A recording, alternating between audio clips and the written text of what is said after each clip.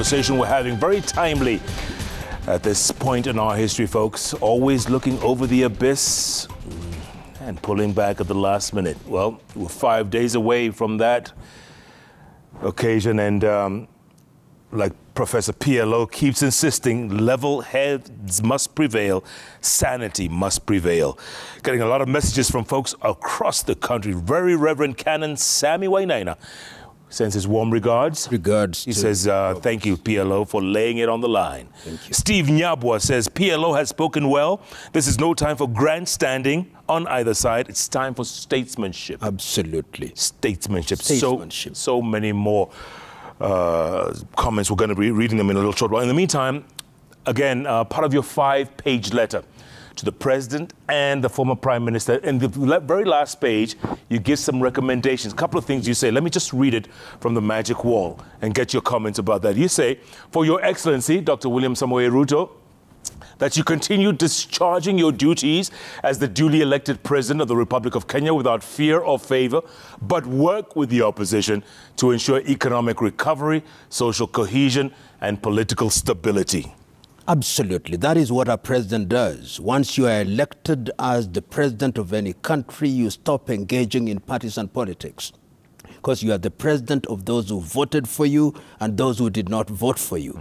And your duty is to ensure that the country of Kenya, as we know it, has economic prosperity. And you have inherited an economy that is not performing well in an environment that is not favorable. What do? You call on all heads across the political divide to ensure that you stabilize the economic ship and then ensure social cohesion. You remember that this is a country, whether we want it or not, where ethnicity plays a big role. What do? You ensure that in every action you do, you reduce the ethnic tension and make everybody feel that they belong. And political stability. You ensure that statements that emanate from your government are statements that build, not statements that divide. Yeah. Once you do that, then we can say you are discharging your duties as the President of the Republic of Kenya. Absolutely. Advice for Right Honorable Raila Odinga. You say that however grieved you feel, you concede that short of a disruptive revolution, we have a fait accompli as to who the President of the Republic of Kenya is. However, I beseech you to use your considerable experience and influence to help existing institutions such as Parliament to bring necessary changes as we look to the future. I make that statement to Honorable Odinga in recognition of the fact that he has taken umbrage at the results. He believes that he won the elections, but all institutions established by the Constitution say otherwise. The IBC said that President Ruto won the election, he petitioned, and the Supreme Court said that the elections were properly conducted. Having submitted himself to the jurisdiction of those institutions, however aggrieved he is, he's got to accept that that is the result. Because the other route that he can take is the route that he is taking, the route of what is effectively a revolution, is asking that the government of the Republic of Kenya, as presently established, be removed. And that can only be disruptive because President Ruto and the government that has been established will not just be sitting back and say, oh, come, hallelujah, we now accept. They will resist. And when there is resistance, the country will pay. But I go further and ask Honorable Raila, you have served this country. You have accumulated experience over the years. You have political influence. You have individuals who voted for you. Why don't you use that capital, political, social capital, and use your members in Parliament to address the issues that concern you? What are those issues? One, that the cost of living is rising to the detriment of Kenyans. Parliament can do that. Your governors can do that. The president can do that. That You lost in a manner that you consider to be unfair. Look to the future. Let us ensure that the institution charged with undertaking and oversighting election is dealt with in a manner that we don't have future occurrences. Then history will say, behold, a patriot. Behold, a selfless man. Behold, a man who sacrificed all. Behold, a man who deserves historical credit. Are we standing at a crossroads here, Prof? Yes, indeed. Unless the Honorable Odinga and his acolytes pull back on Monday, the 20th day of March, businesses will not open in Nairobi. Responsible businessmen will not come to town. In cities and towns across the Republic where Honorable Odinga has support, there will be no activity. Billions will be lost. Some people will be hurt. The country, as I said, is on tenterhooks.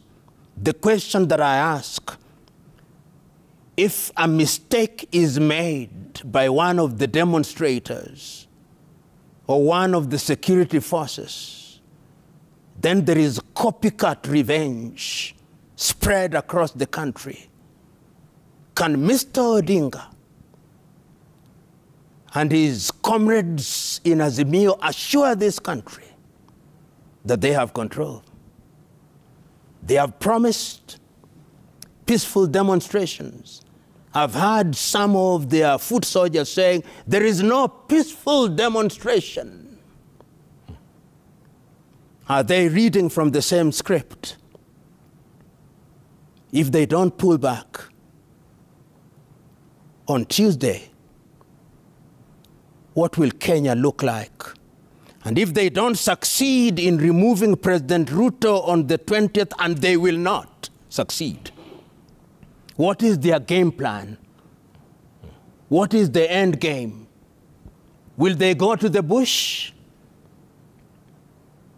Because there is now an army complete with uniform. Will they go to the bush? Will they attack Kenya and overwhelm us and depose this government and install another one? What is the end game? Can they build the scenarios for us before 20th? And I'm saying, let us not get there. Let us not get there. Let us pull back and ask, for what? For what are we doing this? That is all we ask. Yeah. And I'm sure there are no shortage of Kenyans of goodwill who think as I do, who desire as I do, but there is also no shortage of Kenyans who are saying, bring it on. I'm telling those Kenyans who are saying, bring it on, you are wrong. And history will tell you, you are wrong. Absolutely, Prof. You are wrong. And let's not forget other priorities like a devastating drought in the north. Bandits are wreaking havoc in several counties up north. I mean, come on. We have no shortage of problems, Jeff. We have no shortage of problems. And I've said in my letter, how can your house be burning and you are running after rats? Let the rats run away. Let us come back to the house. Let us go to North Kenya and work with one accord for the sake of this country. There are people who can't pay school fees, people who cannot eat. Salaries have not been paid to workers in the devolved units. Yet we want to have a champagne revolution where you fly in with choppers and V8s. That is a champagne revolution. You eat caviar and eggs and sausage, then come to a meeting and tell people who have not eaten, let us invade State House. That is kamikaze, suicide. That is what we are saying is not necessary. Yeah. I hope that by divine grace, as I conclude my letter, the years will listen, I hope, and pray. But that is all we can do. Yeah.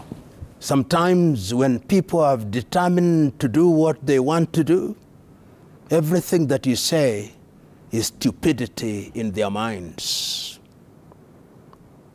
Stupid. He is saying stupid things. He's been bought. I'm sure there are people watching and saying, oh, he's been bought. There are people watching and saying, oh, he's the personification of cowardice and stupidity. I prefer to be a coward for the sake of my country. I prefer to be stupid for the sake of my country. Because if we destroy it, you and me and other generations will be in heaven before Kenya is put back together, if it ever is put back together again. Let us pray, my brother.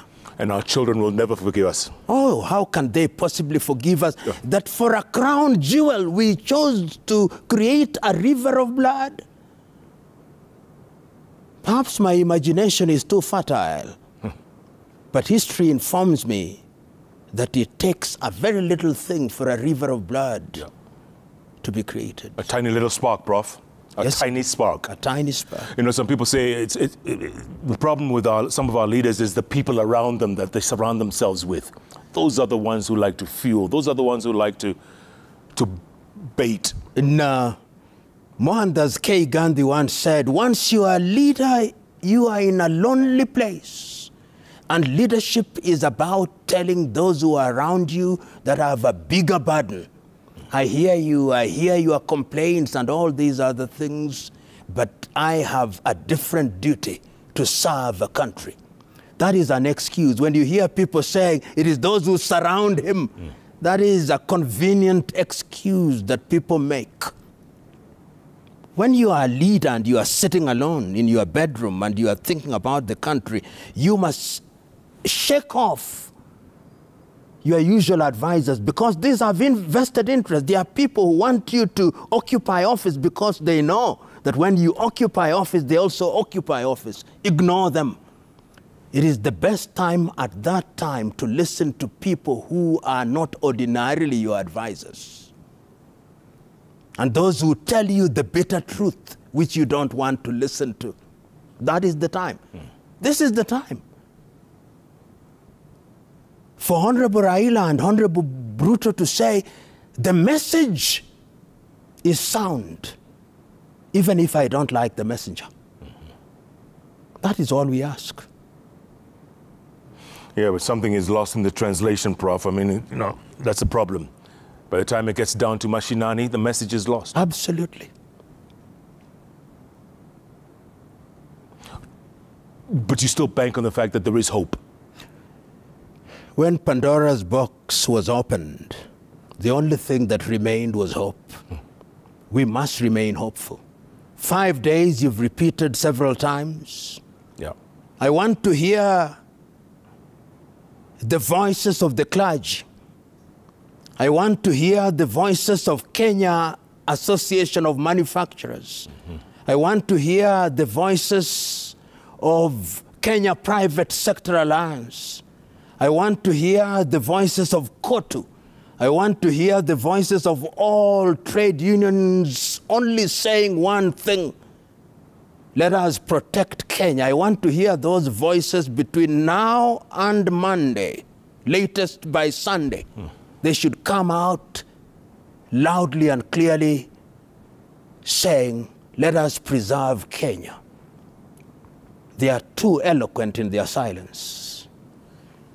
Absolutely. There's lots of reactions coming in, Prof. Lots of reactions from around the country, around the region, around the world. We'll get to the tweets in a little short while. Oh, your fellow colleague, Dr. Barack Muluka, the man from Emanuelia. Yes, indeed. He says, tell them, Mzee, tell them. Keep preaching. Thank you, Mzee. Oh, Sudhir Vidyarthi says, PLO is the man we need at this time. A luta continua. Victoria o morte venceremos. Did you get that joke, Ishege? Sign language. All right. right. Let's go to the tweets. What do you have? Let's go to the magic wall. Victorious. I love it. Oh, tweets so thick and so fast. Here we are. Okay, here we are. Babu Michael, okay, he says, the chaos witnessed in Kisumu is just not in order. These are acts of hooliganism and they should be condemned to the strongest possible terms. If there can be better organized demonstrations, then they should try that. But this one is a no. I mean, how can you organize demonstrations any better? King Pose says, let the government bring down the high cost of living and it will see no demonstrations. Otherwise, we will not relent. Tell you. Neddy Kenyatta, NY. Very composed man in PLO Lumumba. Let's put the country forward. Elections are over and all the legal avenues by Azimio were exploited. We can't go the way of protest and mass action. We will live to regret that route. You've been saying that, Prof. Deep Sewe says, where are our governors, senators and MPs? PLO's been asking that. When will our so-called leaders sober up and start thinking together, solving issues together? Every Kenyan is suffering now, and it's not fair to ordinary citizens. Indeed. You know, Wanjiko out there suffering even more.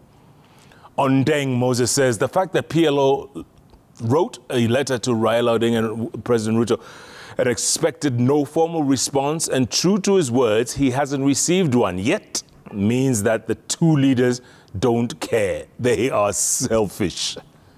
Wow, powerful words. Mike Mondo says, nobody is speaking for Kenya. Leaders are not speaking for Kenya. They are speaking for political or personal interests.